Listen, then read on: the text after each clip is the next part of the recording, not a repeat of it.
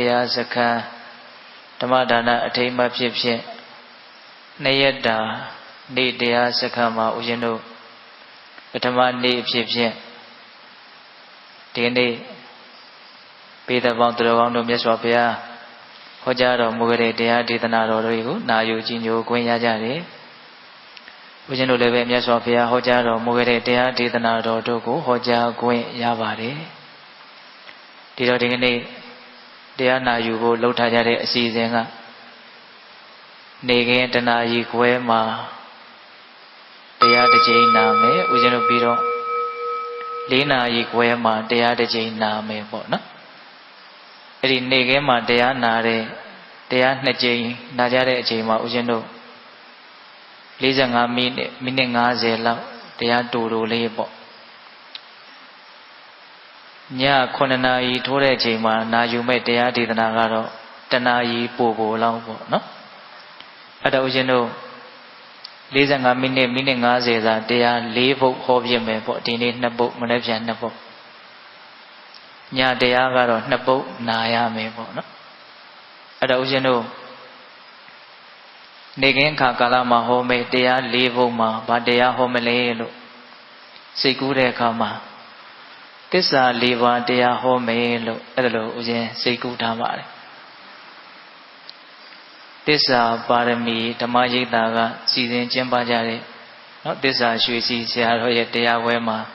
သစ္စာ4ပါးတရားဆိုတော့သစ္စာဆိုတာစကားလေးတွေထမ်းနေတယ်ပေါ့ဒီသစ္စာဆိုတာကပေတပေါင်းသူတော်ကောင်းတို့အလုံး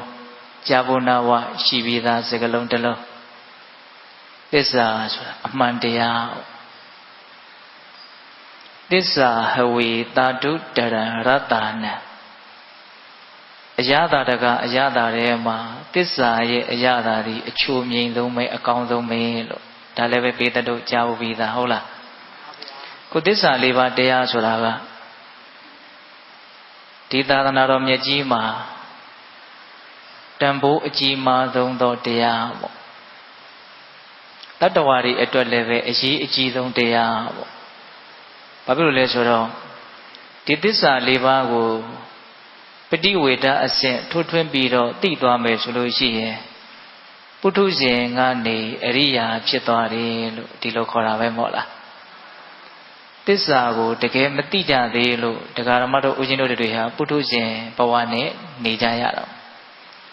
သစ္စာကိုတကယ်သိသွားပြီဆိုလို့ရှိရင်တော့အရိယာသူတော်ကောင်းဖြစ်သွားတယ်လို့ဒီလိုပြောတာဒီနေရာမှာသစ္စာ4ပါးကိုသိတယ်ဆိုတာကအနုမာနတိပฏิဝေဒတိလို့အတိ2မျိုးရှိပါတယ်ဒါလည်းပဲပေတတို့မှတ်လို့ဦးဇင်းထင်ပါတယ်အနုမာနတိဆိုတာကမှန်းဆပြီးတော့သိရတဲ့အတိပေါ့ခုဦးဇင်းတို့ပြောမဲ့အတိကအဲ့ဒါလိုအတိမျိုးပေတပေါင်းသူတော်ကောင်းတို့နားထောင်ရင်းဖြင့်သိသွားမဲ့အတိကလည်းပဲအဲ့ဒါလိုအတိမျိုးသစ္စာ4ပါးနဲ့ပတ်သက်ပြီးတော့သိခဲ့ကြတဲ့အတိဟာအဲ့ဒီအနုမာနတိအနုဘောဓတိလို့ဒီလိုလဲပြောတယ်ပฏิဝေဒတိဆိုတာကတော့ခုနတုန်းကပြောခဲ့တဲ့အရိယာသူတော်ကောင်းကြီးတွေအဖြစ်ကိုရောက်သွားစေတဲ့အရိယာမဲ့ဉဏ်ဖြင့်သစ္စာ4ပါးကိုသိပေဆိုင်ပွား4ပါးကိစ္စတပြိုင်တည်းထဲကြပြီးတော့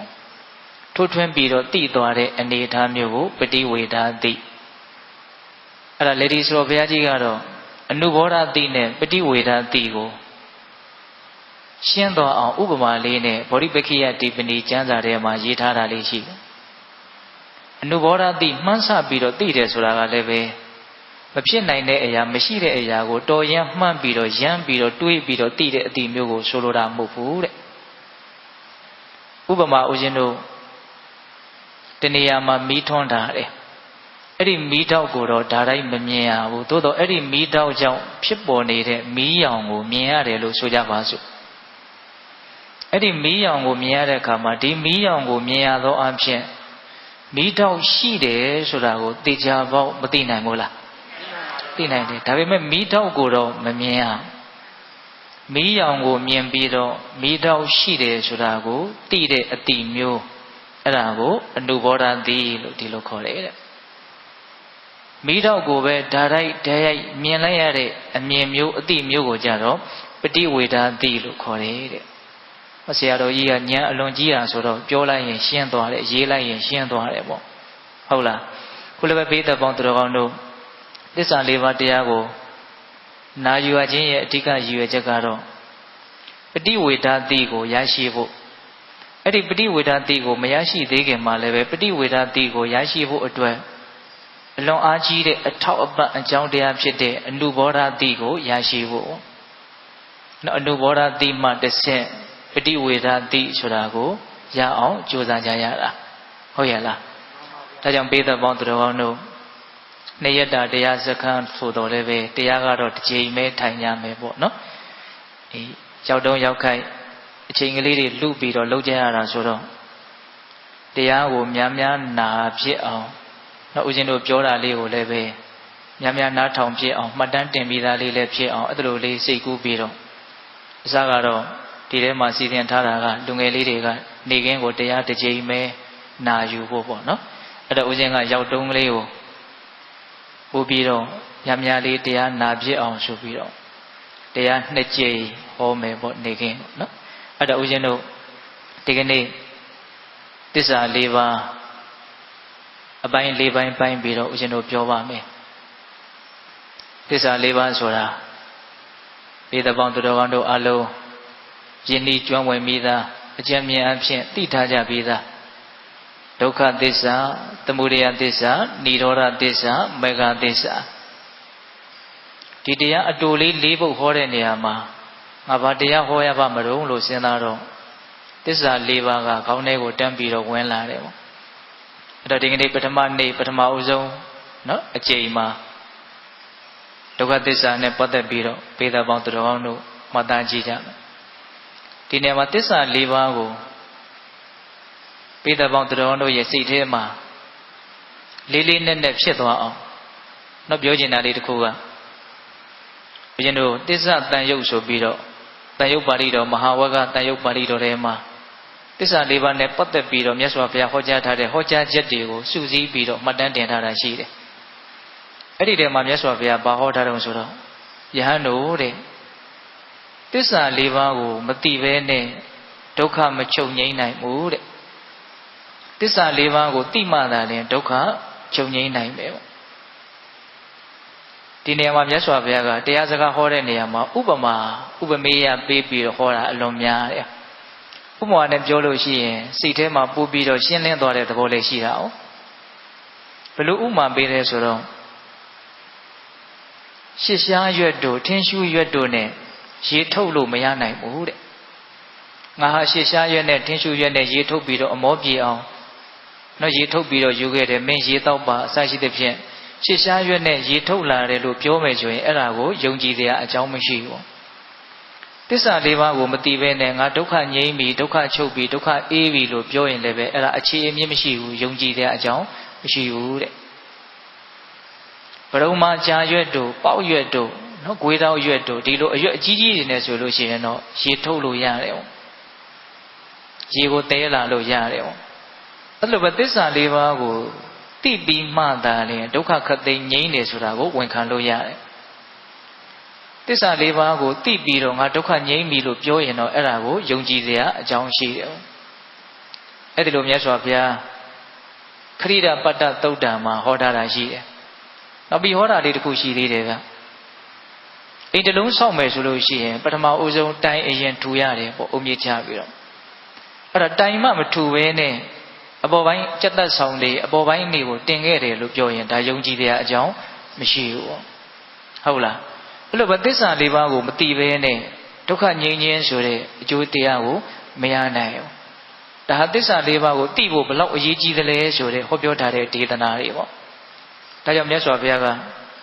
သတုဏအရိယသစ္စာနဲ့ယထာဘုဒ္ဓအတ္တတနံတန်တိတံဒေဂမတ္တနံတာတုတာသွေဝဒါဓိတုလို့အဲ့ဒီတန်ရုပ်ပါဠိတော်မှာဟောထားသစ္စာ၄ပါးကိုမှန်မှန်ကန်ကန်မသိကြလို့တတ္တဝါတွေဟာဒီတန်တရားကြီးထဲမှာဒီဒုက္ခဆက်ကြီးထဲမှာလက်ပရင်းနဲ့ကျင်လည်ကျစ္စားနေကြရတယ်လို့အဲ့လိုမြတ်စွာဘုရားဟောတာဒါကြောင့်ပိဋကပေါင်းသူတော်ကောင်းတို့သစ္စာ၄ပါးကိုသိဖို့အတွက်အလွန်အားစိုက်ပြီးတော့အဓိကထားပြီးတော့ကြိုးစားကြရမယ်ပေါ့ ဘလောက်ထိမြတ်စွာဘုရားကကြိုးစားစေခြင်းတည်းလဲဆိုလို့ရှိရင်ဦးဇင်းတို့တတ္ထိတတသုတ်တံဆိုပြီးတော့သုတ်တံတစ်ပုဒ်အဲ့ဒီသုတ်တံကိုလေ့လာကြည့်မယ်ဆိုရင်သစ္စာလေးပါးကိုသိဖို့အတွက်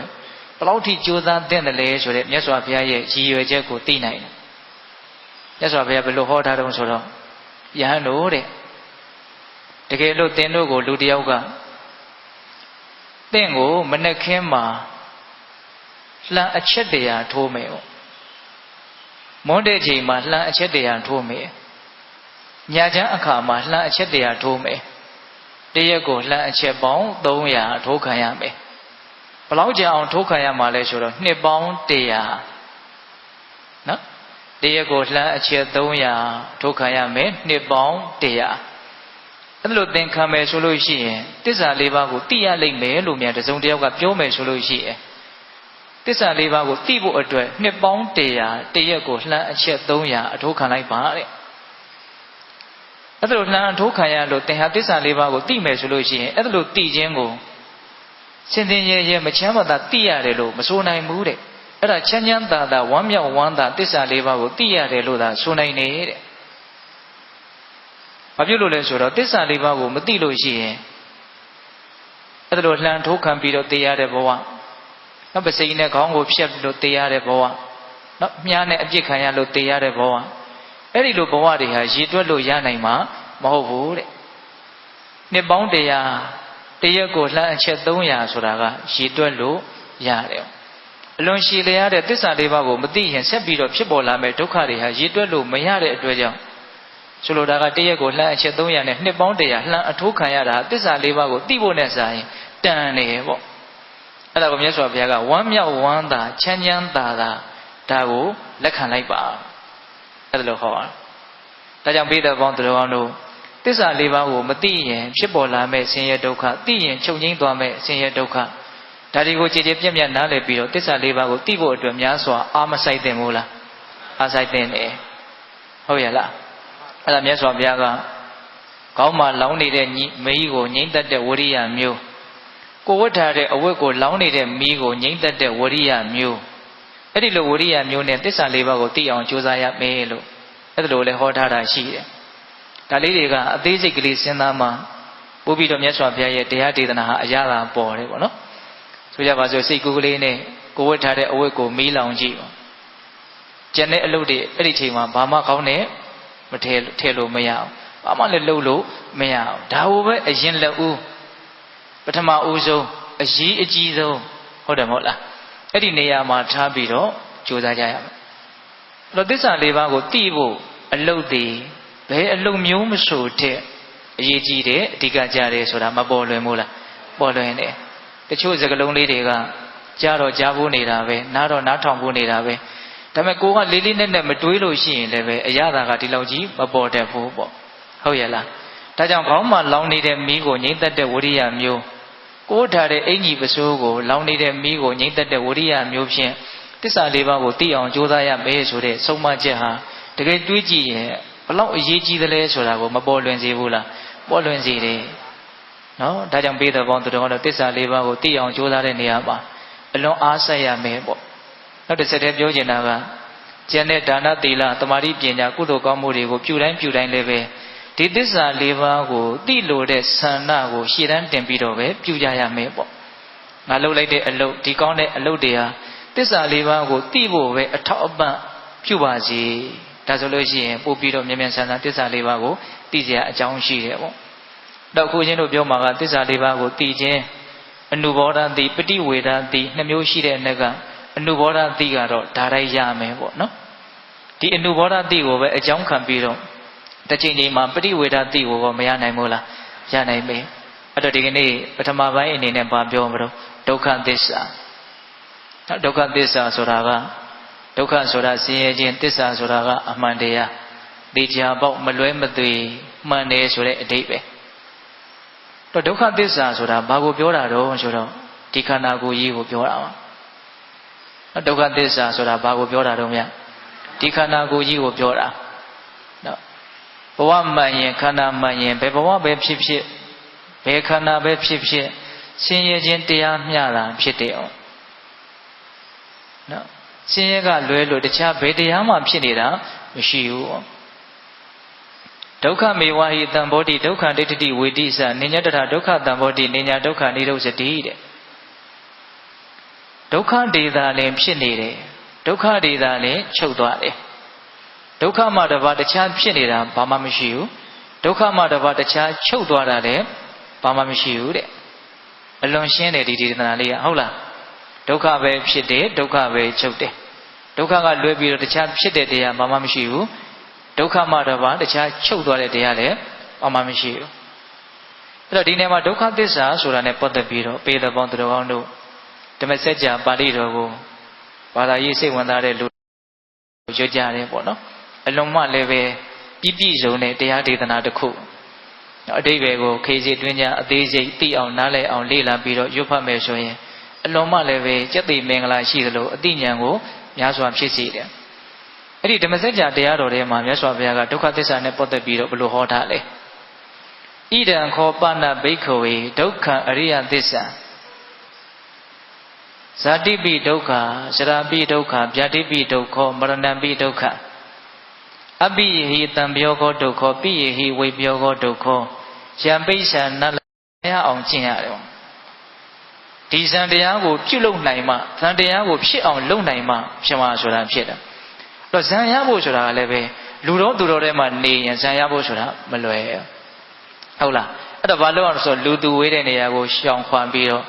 တကိုယ်တည်းပျော်အောင်နေပြီးတော့ဒီအကျင့်ကိုဇွဲခတ်ပြီးတော့အလွန်ကြိုးစားအထုတ်နိုင်မှဇံအပိဉ္စဆိုတာကိုရအဲ့တော့ဒီပြမဘဝရဲ့အနေအထားမှာ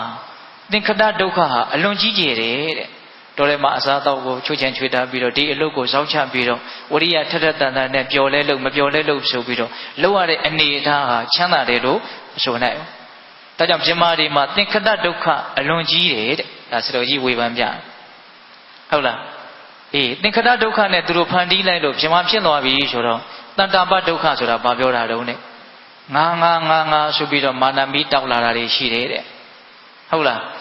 ဒီဟာရဲ့အပေါ်မှာအဝိဇ္ဇာအမြင်မရှင်းမှုလည်းသူတို့မှာရှိတယ်။နော်ဒါရဲ့အပေါ်မှာနုနုညံ့ညံ့တိမ်တိမ်မွေ့မွေ့ตายရနေတဲ့သဘောလေးတွေလည်းရှိတယ်။အဲ့ဒါလိုကိလေသာတွေဖြစ်နေခြင်းဒီပင်လေအဲ့ဒါတဏ္ဍပဒုက္ခပဲတဲ့။တကယ်အေးချမ်းမှုအစစ်အမှန်နဲ့နေရတာမျိုးမဟုတ်သေးဘူး။ဒါပေမဲ့ပြမာဒီမှာတဏ္ဍပဒုက္ခကတော့ကြံတဲ့တတ္တဝါနဲ့ဆိုင်အလွန်နည်းတယ်လို့ပြောရတယ်။သင်္ခတဒုက္ခတော့အလွန်ကြီးတယ်။တဏ္ဍပဒုက္ခကတော့တတ္တပြီးလို့ရှိရင်ပါလာမလို့ဆိုဝိပရိနာမဒုက္ခပြမဘဝဆိုတာအမြဲတည်နေတာမဟုတ်ပျက်စီးခြင်းကြပြီတော့အကြောင်းတရားကုန်ပြီဆိုတော့သူကဘာဖြစ်သွားပျက်စီးသွားရောအဲ့ဒါဦးဇင်းတို့ဒုက္ခတိဘဝကနေတစ်ဆင့်အပေလေးပါးထိနောက်ဆုံးထိုးဆင်းတဲ့အဆင့်ထိလည်းပဲပျက်စီးမှုပါကြီးကျယ်သွားနိုင်တာအဲ့ဒါလိုပျက်စီးရတယ်ဆိုတာပြမတွေရဲ့ဘဝကိုဒီဒုက္ခတရားကြီးကဝိပရိနာမအချက်နဲ့နှိပ်စက်တယ်ရောဒါပြမတွေကိုဝေဖန်ပြဟောနတ်တွေကြတော့နတ်အဖြစ်ကိုရအောင်သင်္ခတဒုက္ခပြုလို့ရတဲ့ဖန်တီးရတဲ့ဒုက္ခပြမာတွေလောက်တော့မကြီးကျယ်ဘူး။တာမန်ဒါနသီလလောက်နဲ့နတ်ပြည်ကိုရောက်နိုင်တယ်ပေါ့။ဒါပေမဲ့လို့ဆရာတော်ကြီးကအဲ့ဒါကိုလည်းပဲကြီးကျယ်တယ်လို့ပဲပြောတယ်။ဘာဖြစ်လို့ကြီးကျယ်တယ်လို့ပြောတော့ဆိုတော့တတ္တဝါတွေဆိုတာကောင်းတာလုပ်ဖို့အရန်ခက်တယ်တဲ့။တတ္တဝါတွေရဲ့စိတ်ဟာမကောင်းမှုမှာပဲပျော်တယ်တဲ့အလိုလိုနေရင်ဖြစ်သွားတာကတော့မကောင်းမှုပဲ။ကောင်းတာလုပ်ဖို့ဆိုရင်အရန်ကြိုးစားရတယ်အဲ့ဒီကြိုးစားရတယ်ဆိုတာကိုကဒုက္ခပဲတဲ့အဲ့ဒါကိုရှင်းအောင်ပြောတယ်ဗျာဘယ်လိုပြောတော့ဆိုတော့တကယ်လို့အဲ့ဒီဒါနမှုသီလမှုကိုမလုပ်ဘူးစိတ်ကောင်းစိတ်မြတ်မမွေးဘူးကောင်းတဲ့ဘက်ကိုကိုတိုက်တွန်းပြီးတော့မကြိုးစားဘူးဆိုရင်အရန်ဆင်းရဲတဲ့အနေအထားကိုထိုးဆင်းသွားမှာအဲ့တော့ဒါလုပ်ရတာလည်းမသက်သာဘူးသို့တော့မလုပ်ရရင်ပိုမသက်သာမှာဆိုးလို့ဒီမသက်သာတဲ့အမှုဒါနမှုသီလမှုကိုလုပ်ရတယ်တကယ်တော့လှူရတယ်ပေးရတယ်ဆိုတာလေတတ်တာတဲ့အလုံးမဟုတ်ဘူးတဲ့ကိုယ့်ပစ္စည်းကိုစွန့်ရတာကိုကြိုးစားရတာတိုက်တွန်းရတာမသီလဆောင်သိရတယ်ဆိုလဲကိုယ့်စိတ်ကိုအယမ်းချုပ်ထိရတာကိုလှုပ်ချင်တာကိုလှုပ်လို့မရအောင်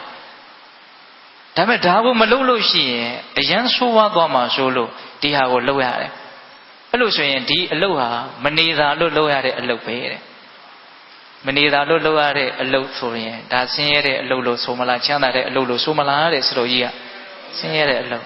သို့တော့ဒါဆင်းရဲတယ်မလုပ်ဘူးကွာဆိုရင်တော့ပုံမိုဆင်းရဲသောအနေအထားတွေကိုရှုနေတယ်တော့ပေါက်မယ်ထင်တယ်နော်ဒါမကောင်းတဲ့အလုပ်လို့ပြောတာမဟုတ်ဆင်းရဲတဲ့အလုပ်လို့ပြောတာ ဒါနမှုသီလမှုကိုမကောင်းတဲ့အလုပ်လို့ပြောတာမဟုတ်ဘူးဆင်းရဲတဲ့အလုပ်လို့ပြောတာဘာလို့ဆင်းရဲတဲ့အလုပ်လို့ပြောတာတော့မလို့ချိန်မဲနဲ့လုပ်ရတဲ့အလုပ်အလွန်ကြိုးစားပြီးတော့တိဆောက်ပြီးတော့ယူပြီးတော့လုပ်ရတဲ့အလုပ်ဒါပေမဲ့မကောင်းတဲ့အလုပ်တွေနဲ့စာရင်တော့ကောင်းတဲ့အလုပ်ဟုတ်လားအဲ့ဒါဆိုတော့ကြီးကမနေတာလို့လုပ်ရတဲ့အလုပ်တွေမလွှဲတာလို့လုပ်ရတဲ့အလုပ်တွေတဲ့ဒါကြောင့်အဲ့ဒါဒီသင်္ခတဒုက္ခဖြင့်နတ်တွေရဲ့ခန္ဓာကနတ်တွေရဲ့ဘဝကိုနှိမ့်ဆက်တယ်အဲ့ဒါလို့ဆိုရင်သူတို့နတ်ဖြစ်ပြီးဆိုတော့ဟောတန်တာပဒုက္ခအဲ့ဒါမြမာတွေထက်အရန်ကြီးကျယ်တယ်နတ်တွေမှာအပူလောင်အလွန်များတယ်ဟောအထူးသဖြင့်ຢာဂမီးတောက်တယ်ဟောဆွလန်းတဲ့အသားရစရာအလွန်များတယ်ဟောအချင်းချင်းသူတို့မှာမနာလိုတာတွေဝန်တိုတာတွေနော်မကြည်မနှက်ဖြစ်ရတာတွေလက်တွေကြတော့အရန်ရှုပ်ထွေးလာပြီအဲ့ဒီမှာသူတို့တန်တာပဒုက္ခကမြမာတွေထက်ကြီးကျယ်တယ်ကဲဝိပရိနာမဒုက္ခကိုလှည့်ပြီးတော့ကြည့်အောင်တချို့နတ်တွေဆိုရင်သိရတော့မယ်ဆိုတာကိုသိလာပြီ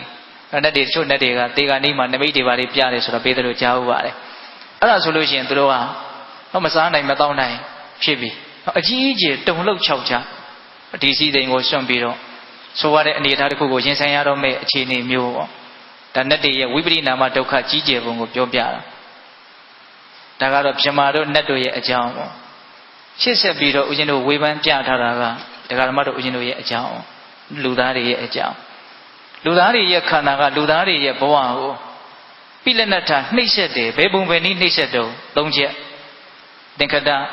ပြုလို့ရသောအဖြစ်နှိမ့်ဆက်တယ်တန်တာပပူလောင်ရသောအဖြစ်နှိမ့်ဆက်တယ်ဝိပရိနာမဖောက်ပြန်စေသောအဖြစ်နှိမ့်ဆက်တော့လူဘဝလူခန္ဓာကိုရဖို့အတွက်ဒကာဓမ္မတို့ဦးဇင်းတို့တန်တရားနဲ့ခြီးပြီးတော့ကြည့်မယ်ဆိုရင်သူလည်းပဲကောင်းမှုနဲ့တိဆောက်ယူရတယ်ပေါ့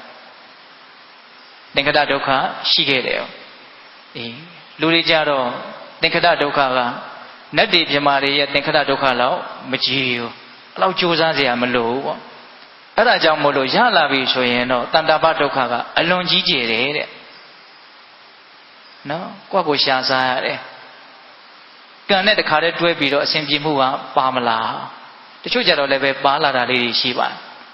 ဒါပေမဲ့လူဘဝဆိုတာကဥပယဇီဝိနော်ကံရဝရိယရဒီနှစ်ပါးနဲ့ပေါင်းပြီးတော့ကြိုးစားအထောက်နိုင်မှရက်တည်လို့ရတဲ့ဘဝမျိုးနတ်တွေဆိုတာကကံအကျိုးတက်တက်ဟုတ်ရဲ့လားဒါကြောင့်ဒကာဓမ္မတို့ဦးဇင်းတို့သင်္ခတဒုက္ခအနည်းငယ်ရော့တော်လည်းပဲတန်တာပဒုက္ခအလွန်ကြီးကျယ်တယ်ပူရတယ်လောင်ရတယ်ဒါကအသိဉာဏ်မရှိရင်ပိုးတောင်ပူလောင်ရသေးတယ်ပဲလူဘဝလူခန္ဓာဆိုတာကမြမာတို့နတ်တို့ရဲ့ခန္ဓာနဲ့စာရင်အလွန်ညံ့ပြင်းတယ်ဟောဒါကြောင့်နာကျင်တာတွေကြိုက်ခဲတာတွေအရှင်မပြေတာတွေအများကြီးရှိတယ်။စိတ်ပိုင်းဆိုင်ရာလည်းပဲဆင်းရဲဒုက္ခတွေအများကြီးရှိတယ်။တဏ္ဍပါဒုက္ခဝိပရိနာမဒုက္ခတဲ့နော်နတ်တွေလောက်တော့မကြီးဘူးလို့ပြောရမှာပေါ့နော်သူတို့ရဲ့အပြောင်းလဲကတော့အလွန်ကြီးတယ်လို့ဆိုရမယ်။ဟုတ်လားဒါကတော့လူဘဝကိုဝေဖန်ကြည့်တာ။အပေလေးပုံကိုလည်းစတော်ကြီးကဝေဖန်ပြတယ်။အပေလေးပုံကြတော့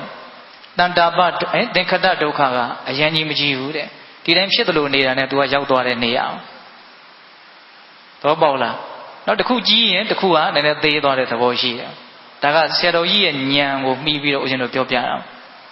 ဒါပေမဲ့တိဋ္ဌံလောကအပေလောကကြတော့တဏ္ဍပဒုက္ခပူရလောင်ရတဲ့ဒုက္ခလူဘဝတယ်လေအများကြီးကြီးသွားတယ်ဘာဥပဒေမှမရှိဘူးနိုင်ရစားမဲ့အာကြီးတဲ့လူအမှန်ဟုတ်တယ်မဟုတ်လားစဉ်းစားကြည့်နော်အပေလေးပုံရဲ့ဒုက္ခအဲ့တော့ဒီနေရာမှာဦးဇင်းကဒီစတော်ဘုရားကြီးပြောပြတဲ့ပြုလို့ရမှုနဲ့နှိမ့်ဆက်တယ်ပူလောင်ရမှုနဲ့နှိမ့်ဆက်တယ်ပျက်စီးမှုနဲ့နှိမ့်ဆက်တယ်ဆိုတဲ့ဒီအချက်၃ချက်အဲ့ဒါကိုလက်တွေ့ဘဝထဲမှာစဉ်းစားသိချင်တာဆိုကြပါစို့အရင်ဘဝကလူဖြစ်အောင်လုပ်ခဲ့ရတဲ့တဏ္ဍပါဒုက္ခခင်ဗျားတို့ကျုပ်တို့မသိနိုင်ဘူးဒါကဘုရားဆရှိတဲ့သူတော်ကောင်းကြီးတွေရဲ့ဉာဏ်ကိုအမိပြုတ်ပြီးတော့ပြောကြရတာကိုအဲ့တော့လောလောဆယ်ကိုတကယ်သိနိုင်တဲ့ပြုလို့ရတဲ့ဒုက္ခပူလောင်ရတဲ့ဒုက္ခပျက်စီးသွားတဲ့ဒုက္ခဒါစဉ်းစားကြည့်တခုခုဖြစ်ချင်တယ်ဆိုရင်ဒကာဓမ္မတို့ဦးဇင်းတို့တွေကြိုးစားရတယ်အားထုတ်ရတယ်တခုခုရချင်တယ်ဆိုလို့ရှိရင်ရအောင်လုပ်ရတယ်ကြိုးစားရတယ်ဒါဘယ်သူမှမငြင်းနိုင်နောက်အခုဆိုတော့ဒါဦးဇင်းတို့ဒါမြန်မာနိုင်ငံသားတွေပေါ့ကိုတခုခုရခြင်းလို့ဖြစ်ခြင်းလို့သူများနိုင်ငံလာပြီးထိမလုပ်ကြတာတော့လုပ်ကြတာကြိုးစားကြတာ ဒါဘာဒုက္ခလို့ပြောတော့သင်္ခတဒုက္ခဟုတ်လားကိုရကျင်လာပြီဆိုရင်ကိုရကျင်တာရအောင်လုပ်ရတယ်နီးမျိုးစုံသုံးပြီးတော့လုပ်ရတယ်ကဲလှုပ်လို့ရလာပြီဆိုတော့ကောကဲရလာပြီဆိုကမှအဲ့ဒီရတဲ့အရာကြီးကအယံပူလောင်စေတာတွေမရှိဘူးလားရှိတယ်အဲ့ဒါကိုစဉ်းစားသိချင်တာရအောင်ကြိုးစားလို့ဆင်းရဲရတာရှိတယ်မရသေးခင်ကြတော့လေမရလို့ဆိုပြီးတော့အယံရချင်ပြီးတော့ဆင်းရဲနေရတယ်ဟုတ်တယ်မဟုတ်လားကြိုးစားနေရတဲ့အခိုက်မှာလည်းဆင်းရဲတယ်နော်ကံကိုကြိုးစားအားထုတ်လို့တိဆောက်လိုက်လို့ဒါလေးပုံပေါ်လာပြီရလာပြီဆိုတော့တကယ်အကောင်းဟုတ်သလားလို့ဒါကိုစဉ်းစားသိချင်အကောင်းကြီးမဟုတ်တချို့ကမရရင်တော်တော်ဆင်းရဲတယ်လို့ထင်တာဘုရင်ကတော့တခါတည်းစဉ်းစားကြည့်တယ်ရတာကြီးကတခါတလေပိုးပြီးတော့ဆင်းရဲတယ်လို့ဒါကြောင့်ဦးဇင်းတို့ရွှေဦးမင်းဆိုတော့ဘုရားကြီးပြောတဲ့စကားတစ်ခုရှိတယ်စင်းစင်းစားစားလဲလှုပ်ကြတော့တဲ့လူကျင်တာတွေရကကြမှာဒုက္ခတွေများနေအောင်မယ်တဲ့တာမန်စဉ်းစားကြည့်ရင်တော့လူကျင်တာရရင်ဘာဒုက္ခရှိသေးရလို့တော့စိတ်တိုင်းတွေကြပြီးတော့သဘောတွေကြပြီးတော့ဆင်းနေပြေးနေမှလို့အောင်းမိတာလူကျင်တာတွေကရပြီးကမှဒုက္ခတွေကပိုများလာတချို့ဒုက္ခတွေကလူကျင်တာရမှစတာသဘောပေါက်လားဦးဇင်းပြောတာကိုမရခင်တော့ကတော့အသေးလေးရချင်တယ်အဲ့ဒါကိုမရမနေနိုင်ဘူးဟုတ်လားရပြီဆိုတော့မှကိုကကောင်းမယ်လို့ထင်တာရပြီဆိုတော့မှစလောင်တော့တာပဲအဲ့ဒါကပြီးတော့မှအဲ့ဒါကြီးကဘယ်မှလည်းသွားပြစ်လို့လည်းမရဘူးကိုနာသွားထားလို့လည်းမရဘူးဒီနာသွားထားလို့လည်းမရအောင်သဘောပေါက်လားမရသေးခင်ကမရလို့ဆင်းရဲတယ်ရပြီဆိုတော့လေရလို့မို့ဆင်းရဲတယ်ကံရလို့ဆင်းရဲတဲ့ဒုက္ခကိုဘာလို့ပြောတော့တဏ္ဍာပဒုက္ခပူလောင်ရမရသေးခင်ကရအောင်ကြိုးစားရတဲ့ဒုက္ခဘာဒုက္ခသင်္ခတဒုက္ခကံကြိုးစားလို့ရလဲရပြီအပူလောင်လဲခံရပြီဒါကြီးကဒီတိုင်းနေမှာလားမနေဘူးဘာဖြစ်အောင်မှာတော့ပျက်စီးအောင်မယ်အခြေအနေတစ်မျိုးပြောင်းအောင်မယ်အကုန်လုံးပြောင်းမှာနော်ဘယ်ရာဝမှစုပ်ထားလို့ကင်ထားလို့ထိန်းထားလို့တိမ့်ထားလို့မရဘူးကိုယ့်ကိုလည်းသူများကထိန်းသိမ်းထားလို့မရတယ်လို့သူများကိုလည်းကိုယ်ကထိန်းသိမ်းထားလို့မရဒါတွေကိုအမှန်တိုင်းနားလည်ထားမှဒီအမှန်တရားတွေကဇာတိပြလာတဲ့ခါမှာကိုယ်မှခံနိုင်ရရှိမယ်ဦးဇင်းဘာကိုဆိုလိုတာလဲဆိုတာပေးတဲ့သဘောပေါက်မယ်ထင်ပါတယ်နော်ဘာပဲဖြစ်ပါဒီဥစ္စာတွေကအရာအလုံးနဲ့အကျုံးဝင်တယ်လို့ဦးဇင်းထင်တယ်နော်မရခင်ကရအောင်ကြိုးစားရတဲ့ဒုက္ခရှိတယ်ရလာတော့လည်းပဲအဲ့ဒါရဲ့ဒုက္ခတွေအများကြီးရှိတယ်အဲ့ဒါကြီးပျက်စီးတော့မယ်ဆိုတော့လည်းပဲဒုက္ခတွေရှိတယ်ဒါကဦးဇင်းတို့ဒုက္ခသစ္စာရဲ့အနှစ်၄ချက်ပိလနထနှိပ်စက်တယ်ဆိုတာဘယ်လိုနှိပ်စက်တယ်လဲဆိုတာလေးကိုရှုထောင့်တစ်မျိုးကနေပြီးတော့ပြောကြည့်ရအောင်ဟုတ်ရဲ့လားဒါကြောင့်ပိဿပေါင်းသူတော်ကောင်းတို့သစ္စာ၄ပါးထဲမှာဒုက္ခသစ္စာဇာတိပိဒုက္ခဇရာပိဒုက္ခဗျာတိပိဒုက္ခမရဏပိဒုက္ခအပိဟိတံပြောကောဒုက္ခပိဟိဝိပြောကောဒုက္ခယံပိစ္ဆာနလပတိတံပိဒုက္ခသခိတေနပင်စုပါရဏေခန္ဓာဒုက္ခဒါကတော့မြတ်စွာဘုရားအဓိပ္ပာယ်ဖွင့်ပြတဲ့ဒုက္ခသစ္စာရဲ့သဘောဟုတ်ရဲ့လားခုနောက်ထပ်ပြီးတော့ပြောလိုက်တာကဒီခန္ဓာကြီးဟာဆင်းရဲတယ်ဘယ်ပုံပဲနည်းဆင်းရဲသလဲဆိုပိလနထအနှိမ့်ဆက်ခံရသောအဖြစ်ဟိုတမျိုးတမီပြောင်းလဲသွားအောင်ပဲအဲ့ဒီကြတော့လည်းပဲဆင်းရဲတယ်ဟောပိလနာသင်္ခတတန္တာပဝိပရိနာမဒုက္ခသစ္စာရဲ့အနည်းဘယ်နှချက်တော့၄ချက်အဲ့တော့ဦးဇင်းတို့ပိဋကပေါင်းသူတော်ကောင်းတို့ဆက်ပြီးတော့ပြောချင်တာကသစ္စာ၄ပါးထဲမှာဒုက္ခသစ္စာသည်ဘာလို့ရမယ့်သစ္စာသိရမယ့်သစ္စာပရိညေယပိုင်းခြားပြီးတော့သိရမယ့်သစ္စာဒါဟာဆင်းရဲတဲ့တရားတွေလို့မှန်မှန်ကန်ကန်သိရမယ့်အမှန်တရားသူ့ကိုဒါတိုင်းပယ်လို့မရအဲ့ဒါပယ်ရမယ့်သစ္စာကဒုတိယပိုင်းမှာဆက်ပြီးတော့ပြောမှာဟုတ်လားခုဒီသစ္စာကဘာလို့ရမယ့်သစ္စာသိရမယ့်သစ္စာအဲ့ဒါဦးဇင်းတို့ကြိုးပြီးတော့ပြောလိုက်ခြင်းတယ်ဒီသစ္စာ၄ပါးထဲမှာဒီဒုက္ခသစ္စာကိုသိဖို့ရသည်အရေးကြီးဆုံးဟုတ်လားဒုက္ခသစ္စာကိုသိဖို့ဒီဘာကြောင့်အရေးကြီးဆုံးလဲလို့မေးလို့ရှိရင်ဒုက္ခသစ္စာကိုသိရင်သိသလောက်ဒုက္ခသစ္စာရဲ့အပေါ်မှာတွေ့တာတဲ့သဘောမမောတဲ့သဘောအထင်မှားတဲ့သဘောတွေဟာပပျောက်သွားတယ်ဆိုလိုတာကသမုဒိယသစ္စာကိုပယ်တဲ့ကိစ္စဟာအလို့လို့ဖြစ်တယ်သဘောပေါက်ရလားတော့ဒုက္ခသစ္စာဒီခန္ဓာဟာဆင်းရဲတယ်လို့သိရင်သိသလောက်ဆင်းရဲတဲ့တရားဆိုရင်တော့ဟ မမောတဲ့စိတ်ဟာအလိုလိုလျှော့ကြမလို့တူလျော့တယ်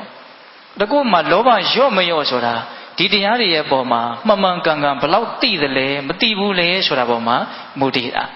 လောဘမကောင်းဘူးလို့လူတိုင်းသိတာလူတိုင်းကြားဖို့တာဒါပေမဲ့လောဘတွေကလည်းကြီးနေတယ်ကဲအဲ့မှာလူကြီးနေတာဆိုတော့ဒါတွေတကယ်မကောင်းဘူးလို့သူတကယ်မသိလို့တော့လောဘနည်းတယ်မနည်းဘူးဆိုတာကဒါဟာဆင်းရဲတယ်လို့သိတယ်မသိဘူးဆိုတာပေါ်မှာမူတည်တာဟုတ်လားဒါကြောင့်ပိဋကပေါင်းတော်လောဘကိုလျှော့ပြီးဆိုရင်လည်းပဲသူ့ကိုဒါလိုက်သွားလျှော့လို့မရဒီဒုက္ခသစ္စာကိုသိအောင်ကြိုးစားသောအဖြစ်လောဘကိုလျှော့ရမှာဒုက္ခကိုပယ်ခြင်းပြီးဆိုရင်လည်းပဲဒုက္ခကိုဒါလိုက်ပယ်လို့မရဘူးဒုက္ခရဲ့အကြောင်းတရားဖြစ်တဲ့ခုနတုန်းကသမုဒယသစ္စာလောဘကိုလျှော့နေစေသောအဖြစ်သာနဲ့အကျိုးတရားဖြစ်တဲ့ဒုက္ခကိုလျှော့ချနိုင်ပါအကြောင်းအကျိုးသဘောတွေနော်ဒုက္ခကိုသိမှလည်းပဲသမုဒယကနည်းမယ်သမုဒယနည်းအောင်လျှော့နိုင်မှလည်းပဲအကျိုးတရားဖြစ်တဲ့ဒုက္ခဟာလျှော့သွားမယ်ဒါပေမဲ့ကိုတကယ်လက်တွေ့လုပ်ရမှာကဘာကိုလုပ်ရမှာတုံးဆိုတော့ဒုက္ခကိုသိတဲ့အလုပ်ကိုလုပ်ရမှာသဘောပေါက်လားဦးဇင်းပြောတာလောဘကိုလျှော့တဲ့အလုပ်ကိုဒါတိုင်းလုပ်ရမှာလားဒုက္ခကိုသိတဲ့အလုပ်ကိုဒါတိုင်းလုပ်ရမှာလားဒုက္ခကိုသိတဲ့အလုပ်ကိုဒါတိုင်းလုပ်ရမှာဟုတ်လားသိလို့ရှိရင်သူ့အတိုင်းတာနဲ့သူပယ်တရားရှိတဲ့တရားကိုပယ်ပြီးသားဖြစ်တယ်အဲ့လိုဆိုရင်និရောဓသစ္စာမျက်မှောက်ပြုတဲ့တရားကိုမျက်မှောက်ပြုပြီးသားကိစ္စဒါလောကီလိုလေးပြောတာပါသမုဒယသစ္စာကိုယုံနေသေးတယ်ဆိုရင်သမုဒယသစ္စာကြောင့်ဖြစ်ပေါ်လာမယ့်အပူတဲ့အလောင်တက်ဟာလည်းလျှော့သွားမှာပဲလေဒါនិရောဓလို့အကြံဉာဏ်ဆိုလို့မရဘူးလားရတယ်အဲ့ဒါလို့ဦးဇင်းတို့ဒုက္ခသစ္စာကိုမှန်ကန်ဒါအရှင်းရတဲ့တရားလို့သိနေခြင်းဒီပင်လျင်မဂ္ဂသစ္စာကိုပွားများနေရရောက်တယ်လို့မဆိုနိုင်ဘူးလားဆိုနိုင်တယ်ဒါကြောင့်တစ်ချက်ခုတ်ရင်၄ချက်ပြတ်တယ်ဩဒုက္ခသစ္စာကိုသိသောအဖြစ်သမုဒယသစ္စာကိုပယ်တဲ့ကိစ္စនិရောဓသစ္စာကိုမျက်မှောက်ပြုတဲ့ကိစ္စမဂ္ဂသစ္စာကိုပွားများတဲ့ကိစ္စမဂ္ဂသစ္စာဆိုတာတည်းမှာတမာဒိဋ္ဌိကခေါင်းဆောင်တယ်မဟုတ်လားတမာဒိဋ္ဌိဆိုတာအမှန်ကိုသိတာကိုပြောတာမဟုတ်လားဗျာအေးအဲ့တော့ဒုက္ခကိုဒုက္ခလို့သိတာဟာအမှန်သိတာပေါ့ဒါကြောင့်မဂ္ဂသစ္စာကိုပွားများခြင်းကိစ္စပြီးစည်းတယ်ဆိုတာအဲ့ဒါကိုပြောတာဒါကြောင့်ပိဋကပေါင်းတော်သစ္စာ၄ပါးထဲမှာဘယ်သစ္စာအရေးကြီးဆုံးလဲလို့မေးရင်ဒုက္ခသစ္စာအရေးကြီးဆုံးဒါပေမဲ့ဦးဇင်းတို့သစ္စာတန်ရုပ်ထဲမှာယဟန်တစ်ပါးကမြတ်စွာဘုရားကိုမေးထားတာရှိတယ်အဲ့ဒါကိုအကြောင်းပြုပြီးတော့မြတ်စွာဘုရားဟောထားတာရှိတယ်သစ္စာ၄ပါးမှာတစ်ပါးပါးကိုသိရင်ကျန်တဲ့၃ပါးဟာအလိုလိုသိတယ်ဆိုရင်တော့ပေါ့လားဆက်ဆက်မှုအကုန်ရှိနေတယ်နော်ဒါကြောင့်ပိဋကပေါင်းတော်တို့ဒုက္ခသစ္စာကိုသိတဲ့ကိစ္စဟာအလွန်တရာမှအရေးပါတယ်ကိုယ်ခန္ဓာဟာဆင်းရဲတဲ့တရားမျှတာဖြစ်တယ်ဆိုတာကိုနှီးမျိုးစုံနဲ့သိအောင်ကြိုးစားရမယ်အပြည့်စုံသောနိလန်းကတော့တတိပဋ္ဌာန်ဘာဝနာဟုတ်လားတတိပဋ္ဌာန်ဘာဝနာကိုပွားများခြင်းအပြင်ခန္ဓာမှန်သမျှဘဝမှန်သမျှသည်ဆင်းရဲခြင်းတရားမျှတာဖြစ်တယ်ဆိုတဲ့မှန်ကန်တဲ့အသည့်ကိုရနိုင်တယ်တော့ဒီနေရာမှာတတိပဋ္ဌာန်ဆိုတာကဘာလဲခဏနေရင်ဒါအထုတ်ကြမယ်ပေါ့နော်ဘာလဲအထုတ်နေကြပုံကိုယ်တွေဖြစ်မယ်လို့ဦးဇင်းထင်ပါတယ်တော့တတိပဋ္ဌာန်ဆိုတာကတတိကလေးကိုခိုင်မြဲစွာတီးနေအောင်ကြိုးစားအထုတ်ရတဲ့အလုပ်နည်းနည်းတော့ရှင်းဥမှဖြစ်မယ်ဗျာနောက်စစချင်းတရားဆိုနည်းနည်းတော့ရှင်းမယ်ပေါ့နောက်တတိပဋ္ဌာန်နဲ့တတိဆိုတဲ့စကားလုံးရယ်ပဋ္ဌာနာဆိုတဲ့စကားလုံးရယ်ဒီစကားလုံးနှလုံးကိုပေါင်းထားတာတတိပဋ္ဌာနာအဲ့ဒါနောက်ဆုံးနာငယ်လေးကိုအသက်ကလေးထည့်လိုက်တော့တတိပဋ္ဌာန်လို့ဖြစ်သွားတာတတိဆိုတာကဘာလဲပဋ္ဌာနာဆိုတာကဘာလဲတတိဆိုတာကအောက်မေ့တဲ့သဘောအမှတ်ရတဲ့သဘောဒီနေ့မှာအောက်မေ့တဲ့အမှတ်ရတယ်ဆိုတာကအရက်ထဲမှာအောက်မေ့အမှတ်ရတယ်လို့ပြောနေကြတဲ့တတိနဲ့ရသော်ဘုရားဆိုလိုတဲ့တတိရဲ့အဓိပ္ပာယ်ကမတူဘူးရက်ထဲမှာတော့မှတ်ပုံနေနံပါတ်တွေကိုအမှတ်ရတာဖုန်းနံပါတ်တွေကိုမမေ့တာဒါတွေကိုဘာလို့ထင်လဲတတိထင်တယ်တကယ်တမ်းတတိဆိုတာကလောလောဆယ်ကိုယ်ခန္ဓာမှာဖြစ်နေတဲ့ယုံ nant သဘာဝကိုမှန်မှန်ကန်ကန်အောက်မေ့အမှတ်ရနေတဲ့သဘောအဲ့ဒါကိုတတိလို့ပြောတာထပ်ပြောမယ်နော်ကိုယ့်ရဲ့ခန္ဓာမှာလောလောဆယ်ဖြစ်နေတဲ့ယုံ nant သဘာဝတရားတွေကိုမှန်မှန်ကန်ကန်အောက်မေ့အမှတ်ရနေတဲ့သဘောပို့ပြီးတော့ရှင်းအောင်ပြောရရင်တော့တိနေတဲ့သဘောအဲ့ဒါကိုဘာလို့ခေါ်တတိဟုတ်ရလားပဋ္ဌာနာဆိုတာကတော့ခိုင်မြဲစွာတည်တတ်တယ်လို့အဓိပ္ပာယ်ရတယ်ဒါတတိနဲ့ပဋ္ဌာနာနဲ့ပေါင်းလိုက်တဲ့အခါကျတော့ခန္ဓာမှာဖြစ်နေတဲ့သဘာဝတရားလေးတွေကိုမှန်မှန်ကန်ကန်အောက်မေ့တတ်တဲ့တတိတရားလေး ခိုင်မြဲစွာတီးနေအောင်ကြိုးစားအထုတ်တဲ့အလုပ်လို့ဟောအဲ့လိုအဓိပ္ပာယ်ရသွားတယ်ဆိုလိုတာကတတိကလေးတွေတစ်ခုပြီးတစ်ခုဖြစ်အောင်ကြိုးစားတာတတိပြီးတတိဖြစ်အောင်ကြိုးစားတာအဲ့ဒါမှတတိတွေအစင်မပြတ်ဖြစ်ပြီးတော့တတိကလေးကခိုင်မြဲနေတယ်ဆိုတဲ့အဓိပ္ပာယ်ဘယ်မှာတတိကခိုင်မြဲရမှာတော့ဆိုတော့ကိုယ်ခန္ဓာမှာဖြစ်နေတဲ့သဘာဝတရားတွေရဲ့အပေါ်မှာတတိကိုခိုင်မြဲစွာတီးနေအောင်ထားရမယ်။စစလှုပ်ချင်းတော့ခိုင်မြဲတဲ့အနေအထားကိုရောက်နိုင်မလားမရောက်နိုင်ပါဘူး။နော်တတိရလိုက်မရလိုက်လျှောက်တွေးလိုက်ဟိုရောက်လိုက်ဒီရောက်လိုက်ပြန်ပြီးတော့တတိလေးထားလိုက်အဲ့လိုလေးကြိုးကြားဖြစ်တယ်ဆိုရင်ကိုပဲဘာမှမလှုပ်တာနဲ့စာရင်တော့အများကြီးအကျိုးရှိတယ်လို့မဆိုနိုင်ဘူးလားဆိုနိုင်တယ်။အဲ့လိုလှုပ်ရင်းနဲ့စကြရတာပေါ့နော်။အဲ့လိုဒီခန္ဓာမှာဖြစ်နေတာကိုတတိထားမှများလို့ရှိရင်ဒီလိုကတဖြည်းဖြည်းနဲ့အသိဉာဏ်ကြီးလာတယ်ဘလို့အသိဉာဏ်ကြီးလာတော့ဆိုတော့ငါခန္ဓာမှာဘာဖြစ်လာလို့မှတည်နေတာမြဲနေတာမရှိပါလားလို့သူမှန်မှန်ကန်ကန်သိလာဖြစ်တိုင်းကိုသာတတိထားကိုလို့ရမယ့်လောက်ကအဲ့ဒါပဲဒီခန္ဓာမှာဘာပဲဖြစ်ကောင်းတာတွေပဲဖြစ်ဆိုးတာတွေပဲဖြစ်ချမ်းသာတာပဲဖြစ်ဆင်းရဲတာပဲဖြစ်စိတ်တိုင်းကြတာတွေပဲဖြစ်စိတ်တိုင်းမကြတာတွေပဲဖြစ်ရုပ်ပဲဖြစ်နာမည်ဖြစ်ချင်တာဖြစ်ပါစေဖြစ်တာကတော့အကြောင်းတရားပေါ်မှာမူတည်တယ်ကိုယ်သဘောကိုယ်ဆန္ဒအလျောက်ဖြစ်တာတော့ဘာတစ်ခုမှမရှိဘူးဖြစ်เสียအကြောင်းရှိသည့်အားလျော်စွာပဲဖြစ်သွားတာဟုတ်လားဖြစ်တာကကိုယ်ပေါ်မှာမတည်ဘူးဖြစ်တာကအကြောင်းတရားပေါ်မှာမူတည်တယ်ကိုယ်တာဝန်ကဘာလို့ဆိုတော့အဲ့ဒီဖြစ်လာတဲ့တရားတွေကိုဖြစ်တိုင်းသိအောင်ကြိုးစားရမှာတတိထားရမှာ